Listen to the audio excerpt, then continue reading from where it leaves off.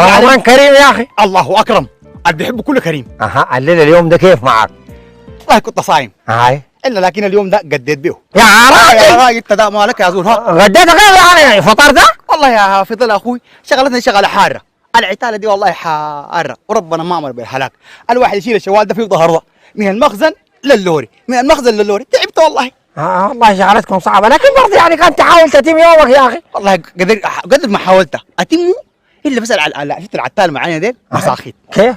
يا زول ها جابوا لك اول حاجه الصحن بتاع الطلس الكبير، هاي وجابوا لهم كسره بيضه شفتها؟ سلام. ومعاه السلطه. هاي اول حاجه قطعوا لك الطماطم الدقه اقع هاي وفرها في السلطه كده، والجرجير ده شفت حشرك ناعم ناعم ناعم ناعم ناعم ناعم ناعم ناعم ناعم كده تمام. ايوه البصل ده هاي نفس الحاجه قطع قطع قطع قطع قطع قطع الدكوه دي بروها مصر كبر وكبها فوق.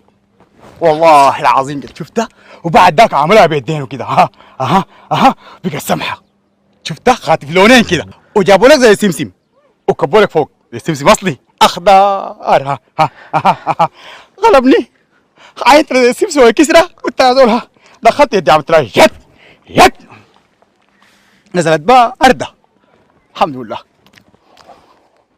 طعم الليمون هذا جاني في خشم الله عزاك. اي الليمون كمان لون اصفر. صح، لكن برضه انا قدوره قالوا على الذين يطيقونه، يعني يطيقون هذه العلماء فسروها يعني زول اللي بيصوم بمشقه يعني كانت تتم يومك.